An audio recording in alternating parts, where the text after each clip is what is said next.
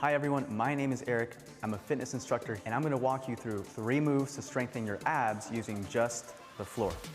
Your first move is a twisted crunch. Lie down on the floor, feet flat on the ground, lift just your right shoulder, reaching your right hand past your left thigh. Bring yourself back to center, continue alternating from left to right. Your second move is a kick crunch. Lie down on the floor, hands behind your head, legs pointed out 1 inch above the ground. Bring your left leg up towards the ceiling. Bring your right elbow towards your left leg. Squeeze. Breathe in back to center. Continue alternating from right to left.